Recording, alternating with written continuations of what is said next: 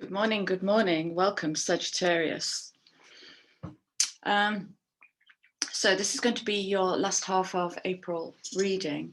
And because we're in this still quite watery Piscean but manifesting energy, I'm going to do an internal landscape reading, external landscape, and then maybe a card or two to bridge between the two. So let's look at what's happening inside you. So guys, you are the 1, 2, 3, you are the fourth to be published for second half of April with 75 views for the first half of April. So thank you for your support and your likes, shares and subs. And I'm loving your comments. Thank you so much. So, right. Saggy, without any ado, your first internal prompt is actually to rest. I know Saggy's been quite busy in the collective field, in the cosmos, disentangling, engineering. I think about 3 readings ago, I saw you literally bringing building blocks down and weaving. So do you think you deserve a rest, maybe? Do you think you deserve a rest?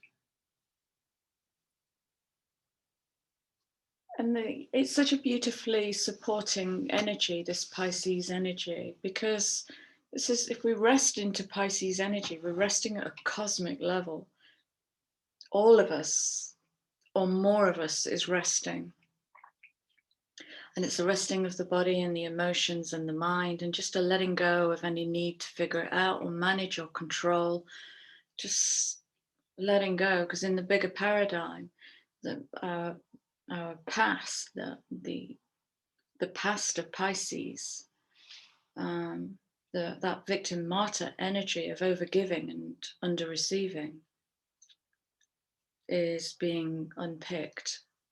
So I actually would say to everybody, rest as much as you can right now. And then you've got some internal conflict, it looks like. So this might be the Tower card. And, you know, let's have faith in yourself, Saggies. You create your own Tower moments. So what if you trust that this current Tower moment, and a Tower moment is just a change of direction. That's all it is. It can be an unexpected message. It can be an internal challenge. Obviously, we're in the internal landscape here. And there is a big ask in the system at the moment to let go of the past, which seems very generic and very broad. But especially for Sagittarius, which is philosophy and religion and science, the old arts that maybe got corrupted along the way. And what I'm seeing is some deep old religious narrative around guilt and shame being pulled out of the system. So to free yourself from these old narratives that got stuck in our DNA, ask yourself what you might be clinging on to.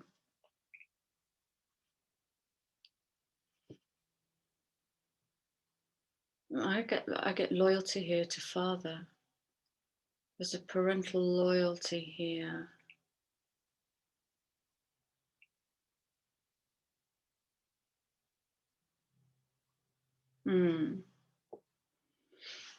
So maybe ask the question, do some inner inquiry, what is that loyalty? Is it placed or misplaced? Is it righteous or not? What are you clinging on to? That's really interesting.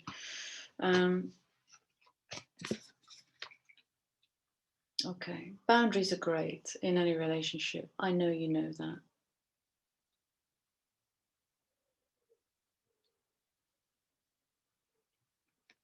Is there space at the moment for you to look at this? Beautiful.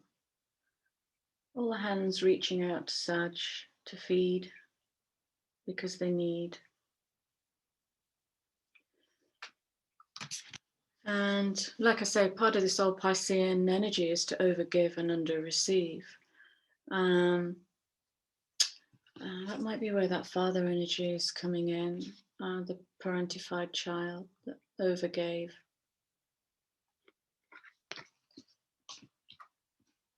And whether the father is still with you in the present or not, this is internal conflict, okay?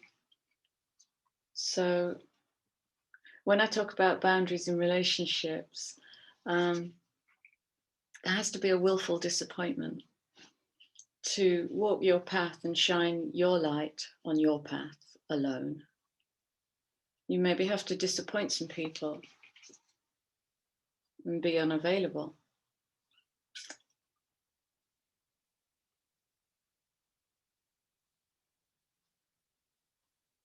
So willful disappointment is a tower moment that will cause something inside to let go, and it's the thing inside that wants to please. So yeah, I'm sensing that with you guys. Rest, internal rest, and be with that conflict. It's interesting that your bridging card is detective. Okay, so let's have some maybe inner inquiry to ask, can I establish better boundaries in any part of my life?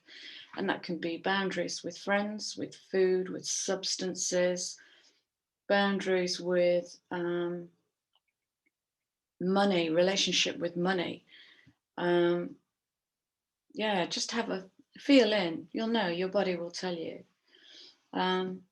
So yeah, work with the detective archetype. And be honest, because the shadow side of detective is falsifying information, which we've all learned to do because society wants us a certain way, so we kind of bend ourselves out of shape to be good and nice and kind. What if I've come to this world just to be a colossal a-hole? How can I do that with much aplomb? All behavior is okay. Okay, Saggy, so that's your internal. Showing up in the external world is something.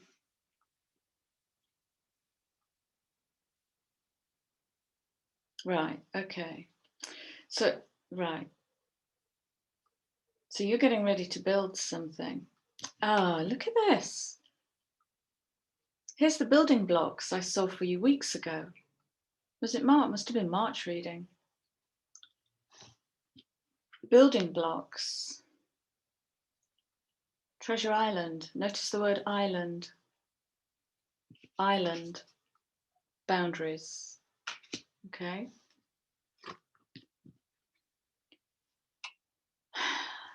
I said in one of the readings yesterday that nothing is wasted, and you might have done something cool 10 years ago, but it wasn't ready.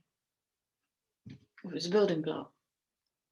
So now here you are coming back around, looking at these internal conflicts to complete your unfinished sympathy. Sympathy.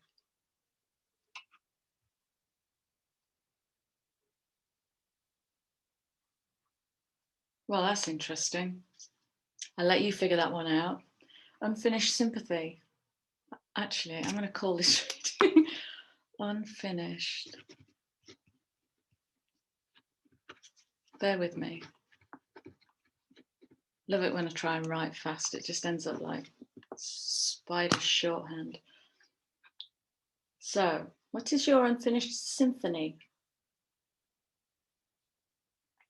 What's your soul song in the world? How do you want to express in the world?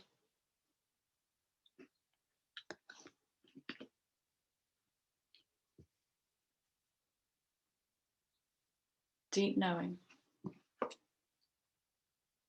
Because you've done all the inner inquiry to rest and replenish and have a look at where your boundaries are and where you can move them to notice what you're clinging on to, what you need to what will help you to let go of.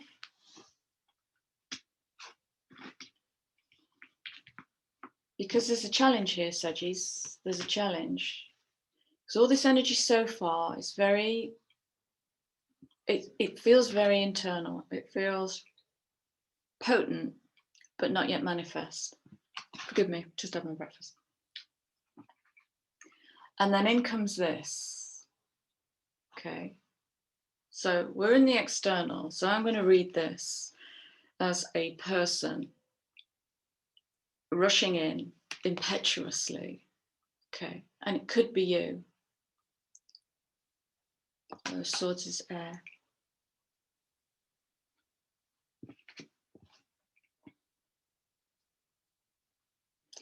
So I think there's a little, this might be a fantastic distraction because Sagis love adventure, you know, and if after all of this internal work and the holding and, you know, the replacing of boundaries, the thought of jumping on the back of a motorbike to an average Sag is heaven. It's going to be, yeah, take me out.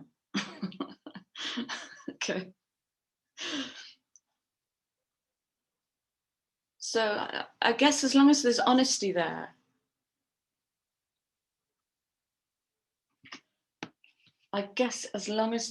there's honesty there, right? Okay, look at the shadow attributes of being a detective. It's falsifying information. Now, there's two ways of reading these next two cards. Okay. This could be, well, a bit of a knee trembler behind the bike shed, if you know what I mean. The falsifying of information is you might tell yourself it's leading to this. Because bless your heart, you might be so desperate for a bloody adventure after all of this cosmic work. That's one way of reading it. And the other way is, be careful of that. If that comes in as impetuous fun, go have it, and then boundaries. Because that might not be that. And if that's what you've come back to finish, look at where you're heading. I mean, Ten of Cups is total emotional fulfillment, contentment, happiness, loved and loving, with the sun on it. That's glorious energy. Glorious. You can manifest anything from there. Glorious energy. So I think there's a little warning around don't be impetuous with all of this still energy, because in the stillness, you are manifesting. You definitely are manifesting your unfinished sympathy. Figure that out. Your unfinished sympathy. Sympathetic to the soul. That's where you're headed. That's where you have the potential to head. So keep doing what you're doing. Keep doing the integrity work. You're cooking on gas. Well done, Sagis. Top banana. Keep doing what you're doing. Watch out for impetuosity. Have a great April, and I'll see you very soon. Thank you for being here. Please like, share, subscribe, and drop me a comment. See you soon.